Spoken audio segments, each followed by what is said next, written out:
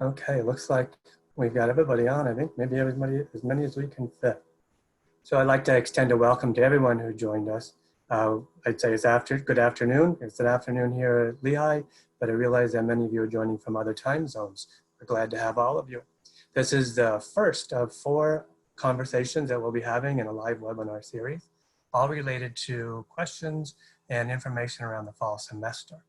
Today's topic is about the academics, and I am joined by colleagues from our academic affairs. My name, by the way, is Chris Halladay. I'm the Associate Vice President for Human Resources, and I'll be moderating all of these conversations. We have already received quite a few questions from the community, and we will be trying to answer as many of those as we can throughout the 4 conversations. A lot of them are aimed right at the academic topic that we'll be covering today. And joining us will be those panelists to give us as much information as we can around that. We also realize that there might spark some more questions as we go through this discussion, and you'll notice that there's a Q&A box at the bottom of your screen. We'll be monitoring that and pulling those questions in as time allows for our panelists to answer. I'd like to note that we'll also be recording this session, so if you know of someone who couldn't make it, or if you happen to have to drop off early, once this is concluded, we'll post that recording on the coronavirus information page.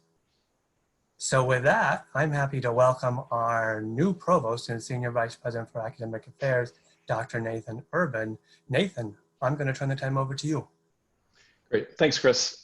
So welcome everyone, and I very much appreciate all of you joining us. I understand that we've maxed out our Zoom capacity, so some people will have to watch this recorded after the fact, but welcome to everybody who can make it here, and welcome to everyone who watches this online. So today we're going to talk about some of the academic planning that's happened and is still happening with respect to the fall.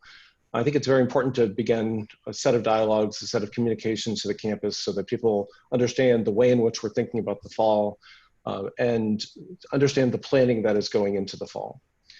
That said, I think one thing that is also important to note is something that we're not going to do today, and that is that we're not going to announce details of many aspects of our plans for the fall. I understand completely that there's a lot of interest in making plans, and many people would like to have additional details and additional information, and we are committed to providing all that detail no later than August 3rd. We have been asked the question of why is it, sort of what is it that we're waiting for? And clearly over the last few weeks, many things have been changing rapidly. So the decisions, if we had made decisions a week ago, some of those decisions would be made obsolete by the changing facts on the ground. So clearly there's new information coming in every day about the virus spread, about the case counts, both locally within the Lehigh Valley and in regions across the country. There is new information about the rules in the state of Pennsylvania that govern what it is that we can and can't do, aspects of quarantining and other activities that are allowed. There's also changing information about the availability time and turnaround for testing. And so we are working as quickly as possible to develop and to finalize those plans, and I assure you that we will get them out to the community as soon as we can, and absolutely no later than August 3rd.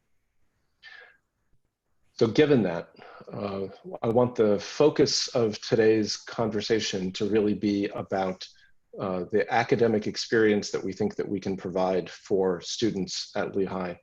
And we have a group here who can talk in great detail about many aspects of that.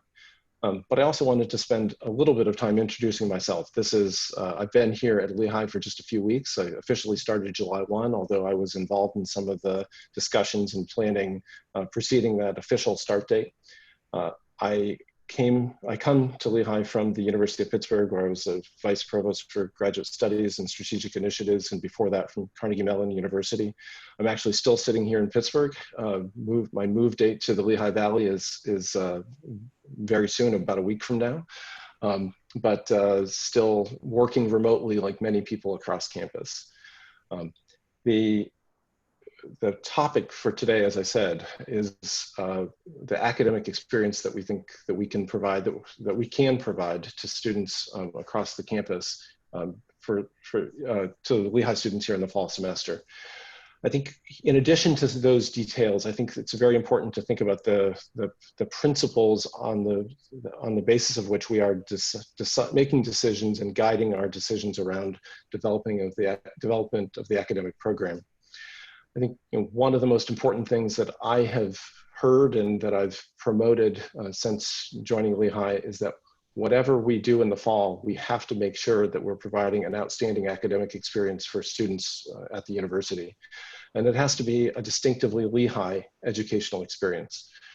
We understand that there are constraints and many circumstances that are going to be different and going to be challenging for us this coming semester, but that is something that has to be at the core of our mission. It also has to be clear to all members of the community that we are committed to protecting the health and safety of members of the Lehigh community. And by that I mean faculty, I mean staff, I mean students, and I also mean members of the Bethlehem community. We, as a university, we partner with the city of Bethlehem and the community in the Lehigh Valley, and we have to keep those people in mind as we develop our plans for what we're doing in the fall. I think it's also clear that the changing conditions have resulted in many institutions adapting, changing, developing, refining their plans. And so this is something that we are in the process of doing as well. Some things that we've said so far that I think are clear, that are going to be important for the fall. Beyond providing an outstanding educational experience, we are also looking at ways to ensure the health and safety by making sure that we are limited in the density of students in our classrooms. The guidance from the CDC and from the state of Pennsylvania on wearing of masks and social distancing will make our classrooms look somewhat different. We so far have been developing plans for this with classrooms of no more than 50 to ensure social distancing. We have many things that we've been putting in place around requirements of masks, tracking of symptoms, and making sure that we can keep our members of the community safe. The changes that have occurred recently are concerning to us, and so that is one of the reasons why we feel like we need to have a little bit more time to adapt what it is that we're doing to provide the best possible education. So today, as I said, we're going to focus on the academic experience, give some information about what some of the things that we've been doing over the course of the summer to ensure that we can provide a high quality of education. And I have in the group of panelists here today, some of the people who have been very deeply involved in these discussions and the planning and the implementation of changes that will allow us to provide a high quality education here for Lehigh students coming in the fall. So today we have with us as panelists, Beth Dolan, who's the Deputy Provost for Graduate Education. So Beth, can you say a few words about your role here at Lehigh and some of the ways in which you impact the education at Lehigh? Sure, thanks Nathan. So as the Deputy Provost for Graduate Education, I help create priorities and initiatives around recruiting and retention, as well as program development. And so I have been, busy at work trying to plan fall for graduate students with a team that includes graduate associate deans and the associate dean for graduate life. I can tell you a little bit about what we've been planning for graduate students. I will say that I'm really aware that most of you are here to talk about the undergraduate experience, and so I'm going to be pretty brief. I also just wanted to mention that many of us on your screen have children in college or in graduate school and really understand the stress that y'all are experiencing right now as you try to figure out what fall is going to look like. So as we've been thinking about graduate education at Lehigh, we are operating under the principle that we want to ensure that graduate students can continue to progress toward the completion of their degrees. So when we're making decisions, we're trying to prioritize progress toward the degree. So just on incoming graduate students, some of you may be on the call. I hope you are. We have about 600 incoming graduate students starting our programs in the fall. And we've all been communicating a great deal with them about their plans. Some of them will opt to take their classes remotely. Many are looking forward to being in Bethlehem to take both in-person and hybrid classes. Same for undergrads. And we'll get to that obviously. So as you might know, about 30% of our graduate students are international. So I've spent a lot of time collaborating with the Office of International Affairs to adjust to a fluctuating state of federal policy towards international students, and also the difficulty most incoming international students will face getting visas. So we've been trying to adjust our programs to accommodate those situations. So international graduate students who are not going to be able to be here in person can either start their coursework online in the fall, or they can defer their enrollment to spring or fall 2021. We're also working on graduate course design. So graduate courses tend to be a bit longer than undergraduate courses. They tend to be very discussion-based. And so we're working on how to deliver that online or in hybrid modes more effectively. So my colleague, Greg Reihman, who's here today, is offering a workshop next week for faculty, for example, in which we're going to consider creative approaches to engaging students so that we can have that spirited dialogue and intellectual exploration and problem solving that characterizes grad seminars. We're also going to be working on how best to give grad students experience with foundational methodologies and techniques for their fields in online courses. We have colleagues who are going to be helping share their own expertise at that workshop. So I'm looking forward to that. So in the area of research, most of our master's students and all of our doctoral students conduct research as part of their degrees. And they conduct that research in laboratories, archives, libraries, clinics, in the community. These locations began to open up again this summer, and we're hoping to keep them open with modified protocols to reduce everyone's risk of contracting COVID-19. So as with everything, we're dependent on state mandates in this area. So we're, along the sort of goal of helping people finish the degrees that they came here to complete. Some doctoral students' research was delayed by the closure of their research locations that I just mentioned. So we're encouraging programs to extend their funding or to modify the scope of their dissertations.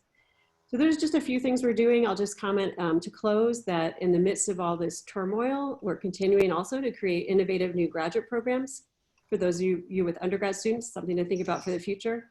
Lehigh Business offers one of the few one-year MBAs in the country. College of Education has just rolled out a new certificate program in social, emotional, and behavioral wellness. This is primarily for K-12 educators. Faculty in the Colleges of Engineering and Arts and Sciences have created an industry-informed doctoral program in STEM, which will prepare doctoral students to work in industry. And the College of Health is working on exciting new graduate programs that they plan to offer starting next year. Thank you. Great. Thanks, Beth. Next, I'll turn to Jennifer Jensen, Deputy Provost for Academic Affairs. Thanks, Nathan. I wear a few different hats here.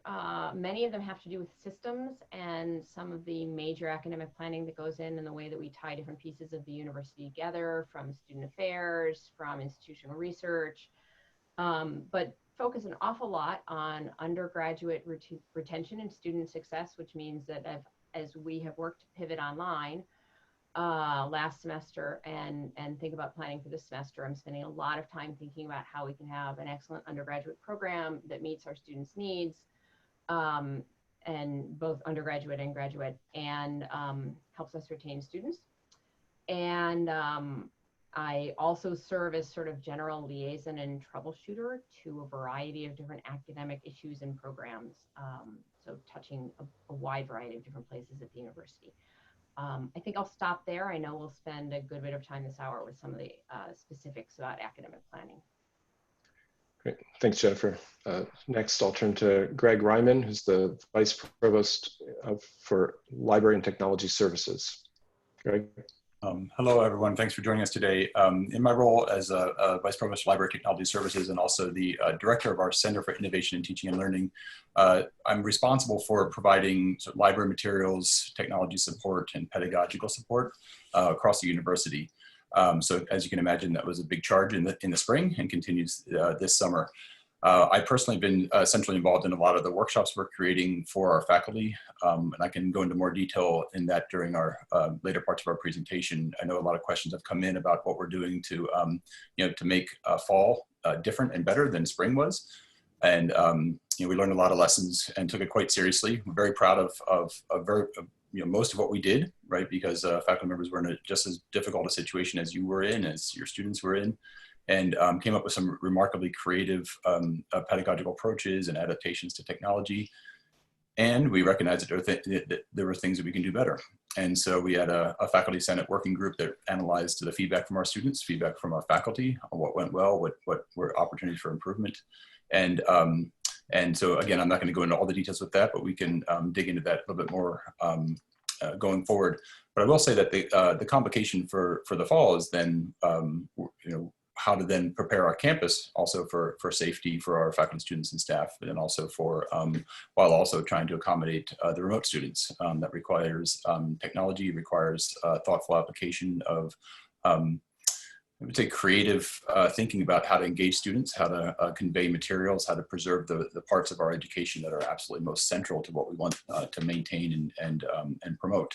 And so I just got off a call, 20 minutes ago with 85 faculty members who were deeply engaged in this work. And so I'm happy to elaborate more upon that as the conversation unfolds. So it's a pleasure to be here with you. Thank you. Thanks, Greg. And just I'll note about one of the things that Greg mentioned is that as of a week or so ago, we had more than 300 to 350 faculty out of about 500 faculty at Lehigh who had participated in one or more of the workshops that has been offered for enhancing and improving and developing strategies for online education. And we are committed to making the vast majority of our courses available to students online, recognizing the fact that there will be some students who are unable or unwilling to come to Bethlehem this fall, whether that's international students or students who have particular health concerns, et cetera. So we are committed to making, allowing students to make progress towards their degrees, even if they are not in Bethlehem. With that, I'll turn to Steve Wilson, who's the Assistant Provost for Academic Affairs in the University Registrar. Good afternoon, everyone. Welcome back to Lehigh, and we're looking forward to welcoming your students back to campus. As registrar, I oversee the Office of Registration and Academic Services, which is responsible for student records, as well as the schedule, the academic schedule, as well as the courses and things that your students will see when they register. We've been working over the last month or more with the academic departments, developing ways to deliver the quality education that you expect from Lehigh in ways that are both safe and have the integrity of the classroom in mind as well. So one of the things we've done is work with individual departments and the associate deans of each of the colleges to develop ways of describing accurately what the expectation are for various courses, so that when we do present it to students for registration, they'll be able to recognize what to expect, whether the courses that they need for academic progress are going to be delivered fully remotely, or whether there's a hybrid element to it, or whether it's something that by the nature of the course, pedagogical or some other interest, has to be on campus only. So what we're doing is developing the definitions for that and ways to present that so that it will be as clear as possible when we first open first year student registration next week. But also for those students who are returning, they will be asked to review their existing schedules and see whether or not the definitions that may have changed necessarily for some of these things will still fit their needs, and they'll be invited to make adjustments on that. I can tell you that we've worked very hard with the departments to make as few changes as possible in terms of the actual shape of the schedule. So if a student signed up for a course that, for example, was 2 days a week, 9 o'clock, it should still be there in that place in most cases, but not all cases. for that student. So if it worked for them as a time, it will still work for them. But we'll be working through that over the next couple of weeks as well. For those courses that will be having an on-campus component, we've been working closely with the facilities staff here at the campus to have an accurate idea of what the capacity is for certain classrooms so that we can maintain the safety of your students when they go to those courses and have alternates as well as we can. So I look forward to the rest of the discussion and your questions.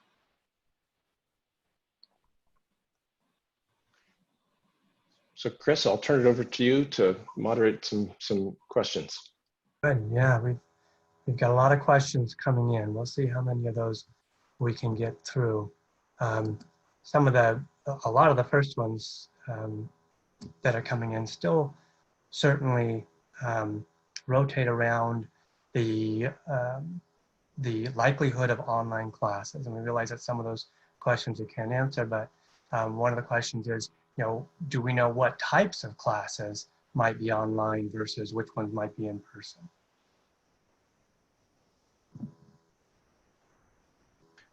One of the panelists want to answer that? I can take that. This is Jennifer. As Steve had said, we have 3 different categories of classes that are listed in the online course schedule of classes. This information will be rolling out to students very shortly with classes categorized essentially as you've got to be on campus. This is entirely remote, and so it's open to all students, or it's some combination. What we want people to be aware of is that even if you are on campus, a good number of your courses are going to be via Zoom.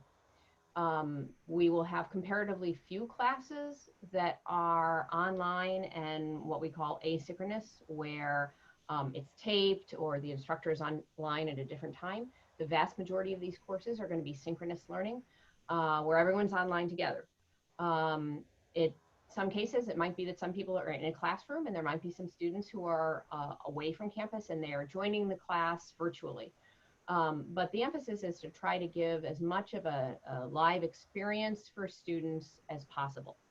But we do want to make it very clear to students up front what they're getting into. As Steve Wilson suggested, this has meant, because we've had to de-densify our classrooms and allow 6-foot distancing between students, who, by the way, will be wearing masks in class. If we're allowing for that distancing, we've had to move classrooms. So classes have to move into a bigger classroom. That means in some cases, changing some times around. What will happen is returning students have already registered. Freshmen register next week. Our first-year students will register. And then our returning students can go in, see if they need to adjust some courses where there might have been a time change that doesn't work for them anymore, or where they might have had a change in modality that they don't prefer anymore, and then they can make those changes. So that's a little bit of an overview of how we're going to move moving forward for the academic schedule. Jennifer, there's some other probes around that topic. Does that mean that, I as a student will have to re-register if I've already registered for these classes? What you will need to do as your returning student is go in and check your schedule. There's a very good chance that everything will stay the same. You might have a class that did meet in the classroom 3 times a week, and now maybe 2 of those sessions will be live but online, and you might go once a week to a classroom, but it's at the same time, no problem. You might, however, have a class that did meet at 10 in the morning and now meets at, say, 3 in the afternoon, and you want to make sure there's not a conflict, and if there is a conflict, you want to make the adjustment that you need so that you can attend all of your classes. So do you have to, are we throwing out all the schedule? No, students let us know that they didn't want that. And so we're not starting over, but everyone should go in and check their schedule and confirm that it meets their needs and that they don't have conflicts. And if they do have to make some changes, either due to a conflict or due to modality, they can work with their academic advisors to try to sort those out and find out what the best options are for them. And that's another question that come up a few times is, for first-year students or freshmen, will they be assigned advisors still? Will they still have access to advisors? Advising is done at the college level. In some colleges, you have an assigned advisor. In other colleges, it's one or two people who's working. I mean, remember, the colleges differ a lot in size. The College of Health is still quite small. College of Arts and Sciences, of course, is our largest college. And so in some cases, there is an assigned faculty mentor or assigned professional advisor, but there's always someone that you can work with. And Just I'll just add this, that first-year students should, in most cases, have been receiving separate communications from the colleges where they've shown an interest, announcing particular advising opportunities and that sort of guidance over the last several weeks. So RES has been sending things. There's been sort of a nuts and bolts update, but if you're an incoming student to our College of Arts and Sciences, for example, you have by now received at least 3 separate emails saying, look out for this is what we're expecting, and things like that. And that's where your advising is really coming from. They won't assign in that particular college, they won't assign an actual advisor until registration is underway. So they kind of know where the students are heading, and then they'll follow up with that. In the case of the College of Business, they have advisors who have already been personally contacting students. So it really does depend on what your interests are and exactly how that college is handling it. I would say that there's been considerable discussion within the colleges about the nature of courses that can be best done online or in a hybrid mode. We're trying to be very creative about ways in which we can provide the quality of education in those contexts for particular courses, and also a recognition that there are some courses that that strongly benefit from having an in-person component. In some cases, given the difficulties and the concerns about this fall, in some cases, those courses have been shifted in semester. In other cases, those courses have been prioritized as courses that will have a substantial in-person component. So laboratory courses being one example, or studio art courses being another example of courses that require an in-person component, or at least as traditionally conceived, are strongly benefit from having a robust in-person component.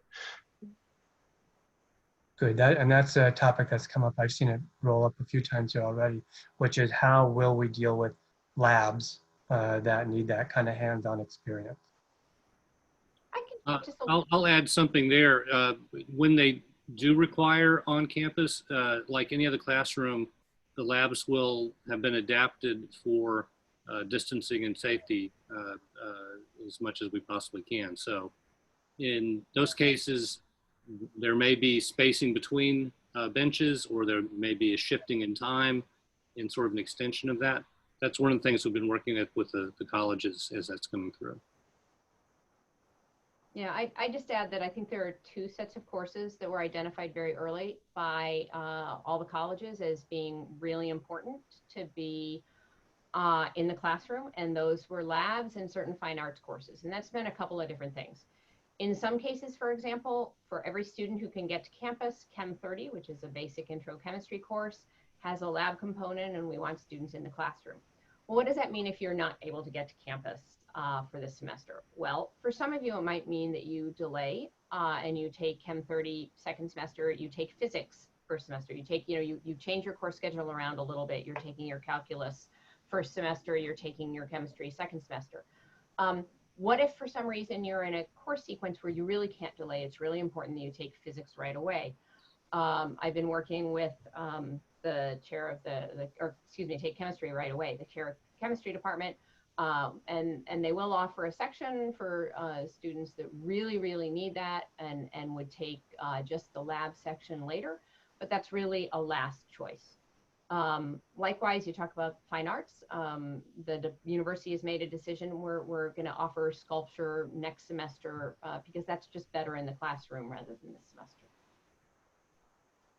And I'll just add to that, one of the creative approaches that, in the spring semester, people, you were already in that class, and so you couldn't make those choices ahead of time. And so I think faculty members thought about, dividing up the course into maybe 3 elements, right? There's sort of the conceptual work that happens before you walk into a lab, and then there's the kind of experiential work, and then there's kind of the quantitative analysis. And so what they realized was a lot of that work that you think is hands-on, and the hands-on part is a part of it, right? And so for the courses where that is a big part of it, those are the ones we're tending to defer into the future, and hopefully you can meet that, get that experience farther on in the future. But you can still get a robust experience with those the conceptualization of the experiment, with working with the analysis of the experiment. And then we're also investing in a lot of online simulations where you can visualize and even have manipulations of experimental situations so that you can sort of replicate that experience. Now, we know that some things are harder to replicate than others, and that's what's driving the decisions about either postponement.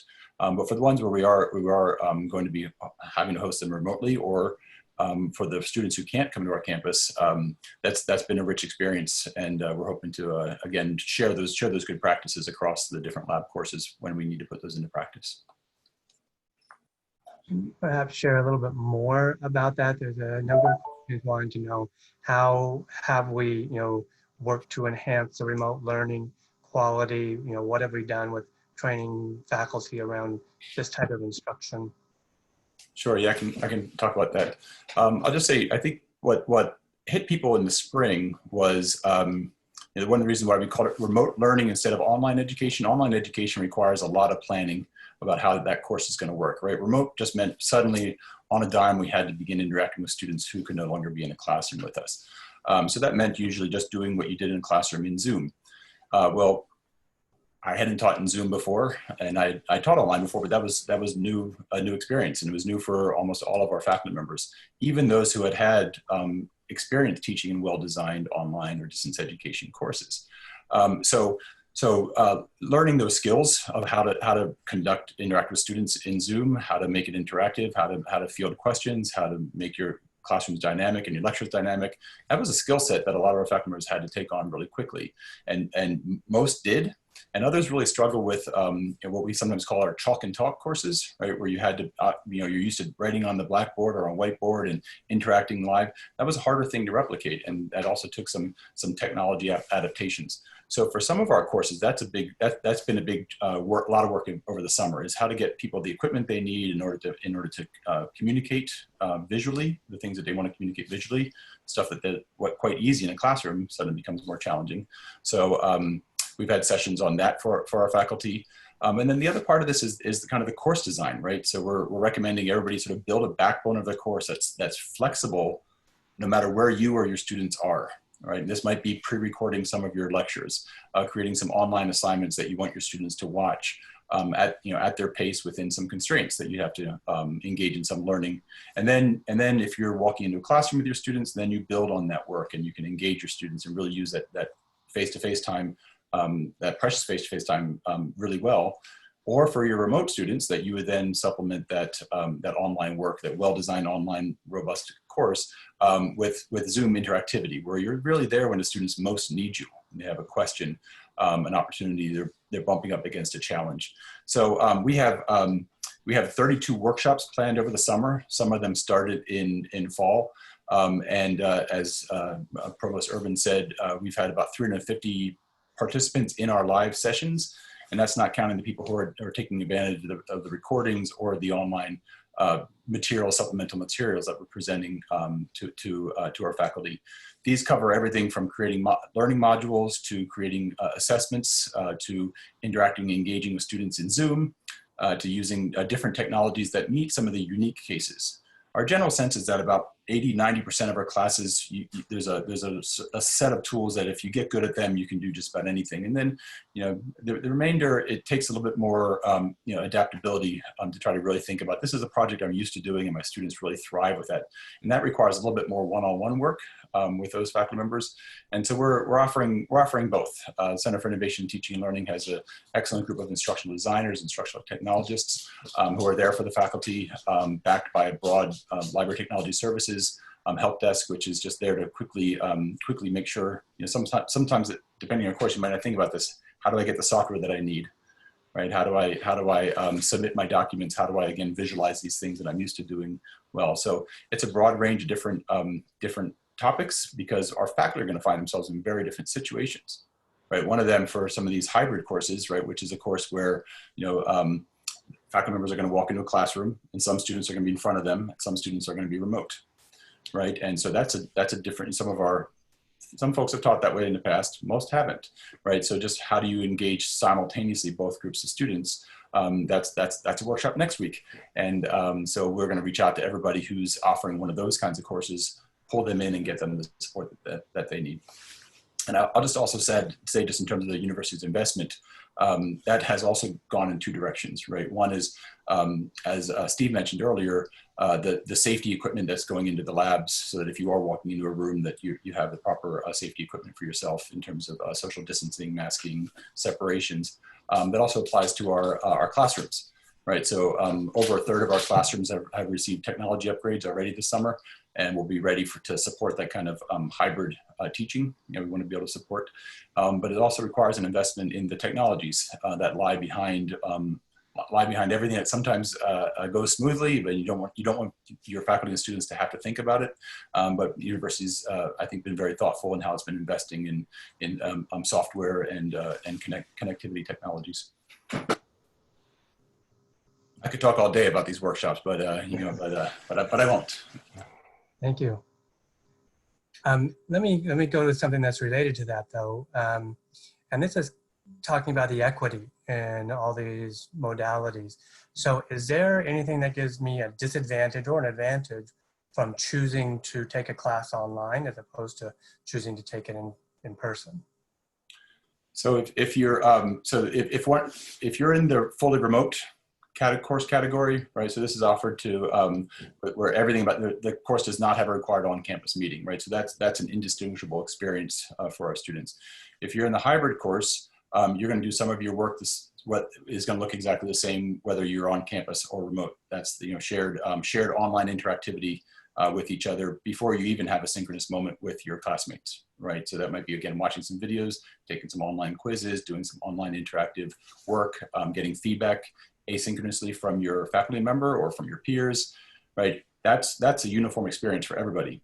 And then when we have the classroom meeting time for those hybrid courses, some students will walk into the classroom and some will be on Zoom, right? We're leaving some latitude for our faculty members to say, how exactly do you want to handle that?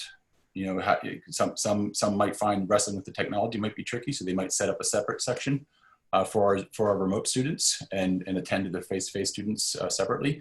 And some might have everybody there together at the same time. But that's one of our core principles is, right, that people should have an equitable experience, whether they're on campus or wherever in the world that they might be. And Jennifer mentioned earlier that some of that also entails thinking about the scheduling, right? And so faculty members I know have bent over backwards trying to accommodate students in different time zones. Sometimes that means creating a new opportunity for students who couldn't make that early morning class because of where they were, a separate special session for those students. But to the students on the call, you should expect to hear from your faculty members early on in the semester, sort of asking, where are you, right? What time zone are you in? And are you going to be, am I going to see you in class or am I going to see you on Zoom? And we're really making a strong effort to make sure that that students have that, it's a blend of different opportunities for them to encounter and learn from our faculty. So Chris, I saw a number of questions related to essentially, will this be available in person? Will this be available only online, et cetera? And I did want to address that because I think one of the critical steps that we've taken thus far is to try and be adaptive. So we recognize that 2 weeks ago, a month ago, things seemed very different, and we are not we're not expecting that rate of change will slow down necessarily. And so we do need to recognize that the answers to some of these questions about will this be available online or will this be only available in person, et cetera, those answers are going to change over the course of the semester. They'll change between now and the beginning of the semester and over the course of the semester. The reality is that we need to be aware of what's happening in the Lehigh Valley, on our campus, and even across the country, and be able to respond to those changes. So is it possible that in the middle of the semester, we start out with a substantial number of courses in person? And is it possible that in the middle of the semester, we will restrict all courses to be only online? The answer has to be yes. That is if that's what's required to make sure that we can be doing the right thing with respect to the health and safety of our campus and our community, the answer has to be yes. And so which I know is a somewhat unsatisfying answer for those who are trying to plan and work out what their decision should be. But nonetheless, I think the reality is that we are in unprecedented territory with respect to what is happening and how quickly things are changing. And so we will be very consciously monitoring what's happening. I think the other thing that I would say in this context is that a lot of how the semester plays out will in part depend on what students do. We have policies and procedures that we are putting in place that will help keep students safe. Social distancing, mask wearing, a variety of things to try and reduce the spread of the virus. And we can put together those policies, but we can't control what students do sort of day by day. And so we will be depending on students and faculty and staff to be doing the right thing, to ensure the safety of the campus. And that is something that will be part of our joint responsibility as the Lehigh community over the course of the next weeks. Good, thank you. There's a number of questions in here then too about for courses that will be online or that will be available online. Will that or might that change the class size limits? Might we allow more people into some of those sessions? On the whole, I would say let's think about why we limit class size. Again, if the vast majority of our classes that are online are synchronous, where we're all together having a class, even if some people are doing it in front of their computer screens virtually, but it's still grading papers, it's still interaction between a faculty member and every student, that doesn't change. So while we will be providing some additional spaces in some areas, it's not just wholesale. I think there's a little bit of misinformation out there that every good online class is a MOOC, and you can just have as many classes, as many students as you want, and it's just someone up there on the screen. And that's decidedly not what we're trying to create here. One of the things we know about really high quality online education is that you need to have interaction between your classmates, you need to have interaction with the professor, and that simply cannot be scaled to an unlimited number. Are we being sensitive to the fact that we are changing and some needs, and some courses may need to go online where they weren't before if they couldn't get to campus and we need to adjust for that? Yes, we will certainly be adjusting for that. So what might that mean then for a deferment request, or perhaps a request to take something less than a full load? Okay, yeah, for deferring, this is really something for incoming first-year students, often called a gap year. They become more popular for all sorts of different reasons just in recent years. We do have a gap year policy. If you think about taking a gap years are really designed so that you can do something that's not in the classroom. And so we ask students to apply, to put forward their plan for their gap year. How will they be spending that? That's reviewed by admissions, and you would seek approval for that. It's not really designed to go take a full set of courses someplace else. If you do that, you're a transfer, you're attending a different university, and then you come back as a transfer student. And there's some implications with that in terms of making sure that you got good grades, where you were before, and taking a rigorous curriculum, and what that would do to financial aid. For most students, if they were doing a gap year and they wanted to take, say, a course, that's the sort of thing, or 2 courses, that's the sort of thing that might be approved on a case-by-case basis with part of your plan. In terms of continuing students, I think that was the second part of your question about taking part-time, Chris. Right. Is that okay? Lehigh does have students who go part-time. We don't have a lot of them because it does have some implications for financial aid and staying full-time. But if you take fewer than 12 credits, you are charged tuition on a by credit basis. That's the way it's always been. And that information is up on the Bursar's or Finance and Administration's website, the credit breakdown. I would encourage students, if you have a financial aid package, if you are on financial aid, to talk to that office if you're considering going less than full time. You only have so much time before your payments start kicking back, and you're eating into that time a little bit if you do that too much. So those are just some things to consider. But certainly if you said, I want to stay where I am and I'm a continuing student and I want to take one course, yes, you can do that and not pay the full freight of tuition. Just be aware of the implications. Very good. With the changes that you've been talking about, and the online, the hybrid, the in-class, what can Lehigh do and what is Lehigh doing to ensure academic integrity? How are we going to curb any cheating? I guess I don't know if that's one for me to start or for Greg to start. I will say that this is something that is deeply important to me. I think that one of the things, one of the ways that we know what we know is deferral to authority. I have to trust, Chris, if you tell me something, I believe it's true because you're an expert in this area and we trust you. And that integrity is really important to the academy and what we do, and it's important to our students. So I think there are a variety of different tactics we can take. One thing that I will say in terms of just stressing that, I think students need to know, we need an ethical world for reasons far beyond the pandemic and what you're doing on a test. In the past semester, we felt like it was not reasonable to suddenly throw in a new type of testing software that might not work with computer systems, that might not work in the areas of the world where all of a sudden students were taking classes. That's not the case this semester. People know where they'll be, they know what their computer system is, and so we are allowing faculty to use additional tools for online proctoring where that is necessary.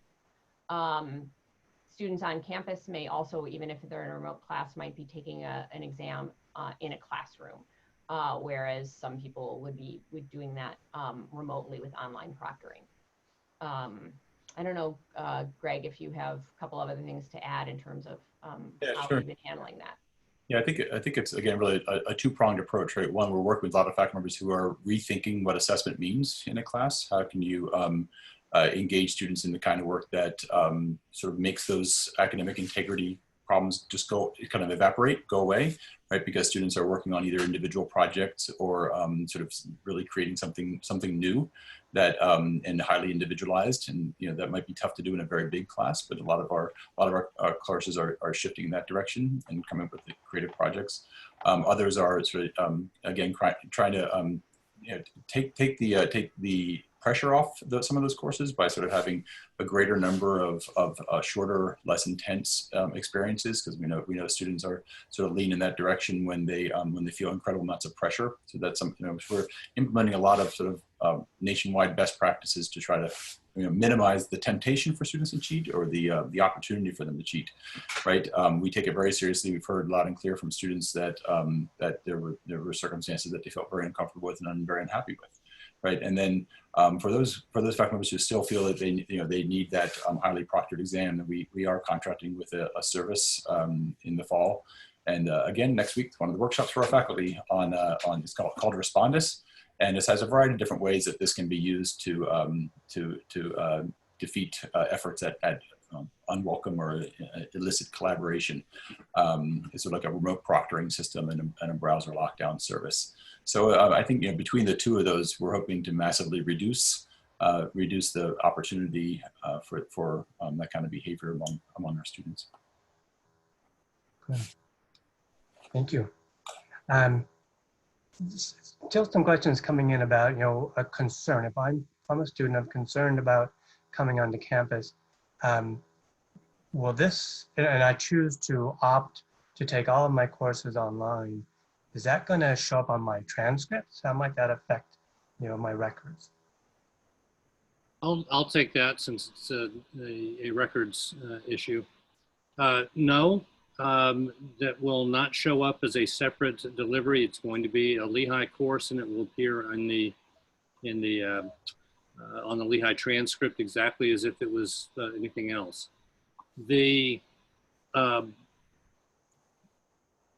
past semester, when we had the alternative grading system, there was a note that was appended to the transcript saying the reason that these grades look different than everything else is because of this event. There isn't anything that's going to appear at this point on the transcript that's going to make this look any different. The History 001 course that was taken last spring is just going to be the same course that's offered coming up. And so there's no reason really to make any change to that. And so hopefully when all of this is passed and we've been able to return to some sort of normal, any degree audit is going to take this into account as if it was any other semester, and the students will have these credits go toward their degree. And will graduate students have that same kind of flexibility with choosing online, hybrid, having these choices? Yes, I mean the departments and the colleges that have students at the graduate level have been engaged in the exact same process as everything else. It's been taken as a single schedule rather than a graduate versus undergraduate schedule. Now, the graduate students ordinarily take different kinds of courses. There are a lot of courses, for example, that are for dissertation or other special kinds of activities related to the work they're moving towards.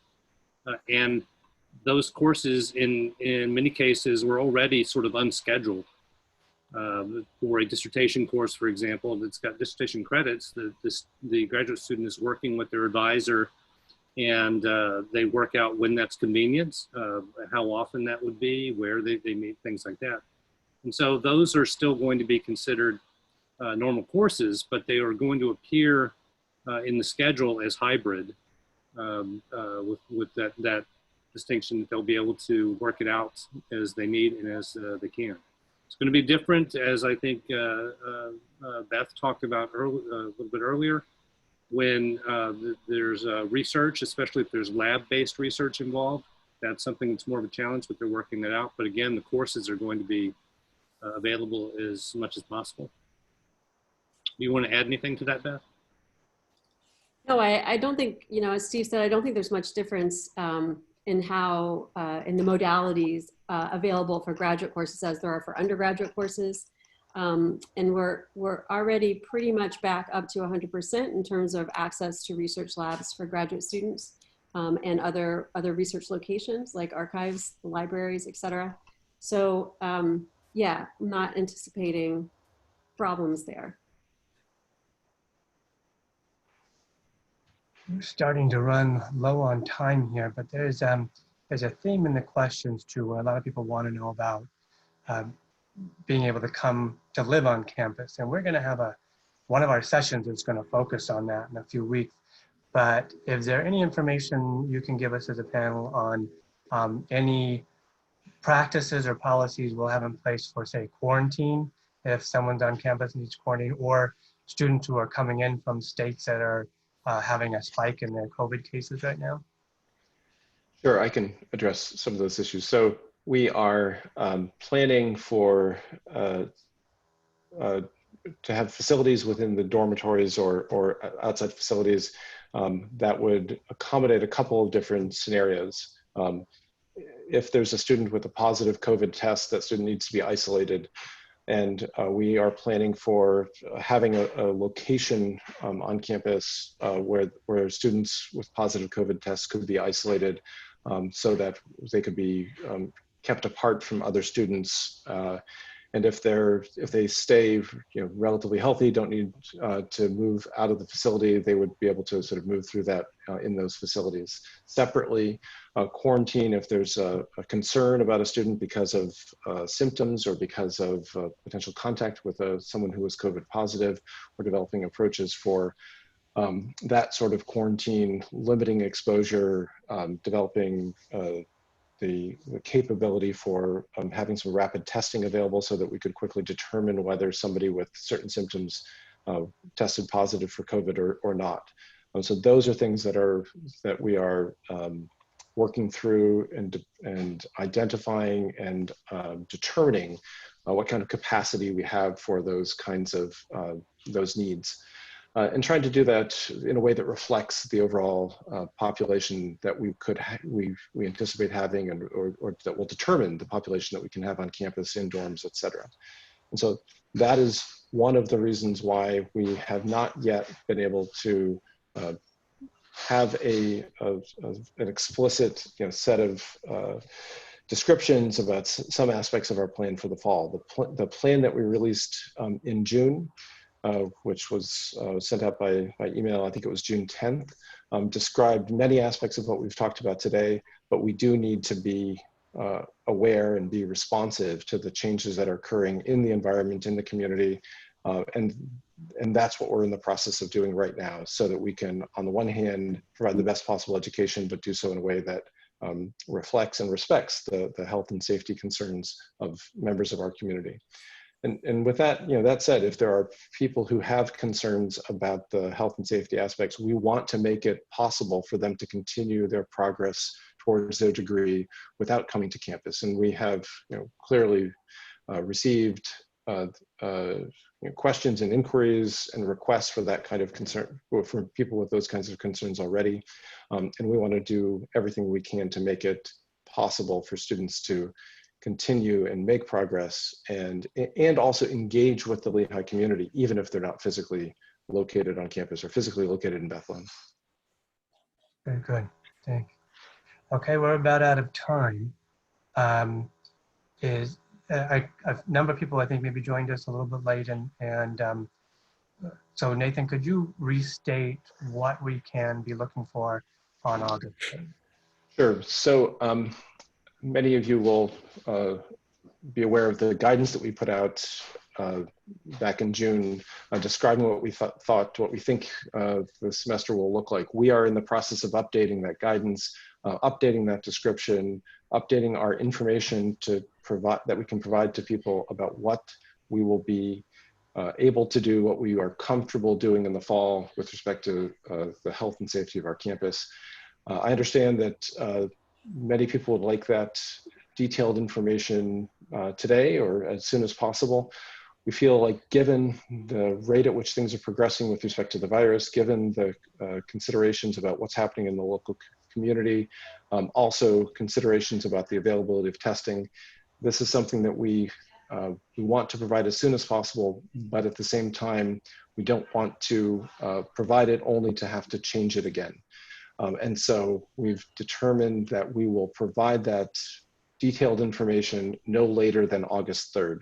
And I understand that for some people, that seems like it's pretty late in the game, and I wish we could provide it earlier, but we're committed to providing it no later than August 3rd so that people can make those decisions. If that means that people have to delay their arrival on campus, that may be something that we have to do, and we will be responsive to those kinds of requests.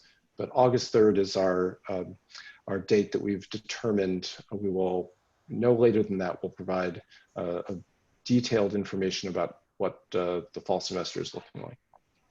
Perfect. Thank you very much. I want to thank everybody who joined in, everybody who sent in questions. I hope we answered a lot of them. I know we didn't answer all of them. Many of them we will address next week with a topic on campus health and safety. That'll be same time, same day, Thursday, 5 o'clock Lehigh time, July 30th. Hope to see you there. Thank you. Stay safe until then. Bye-bye, everybody.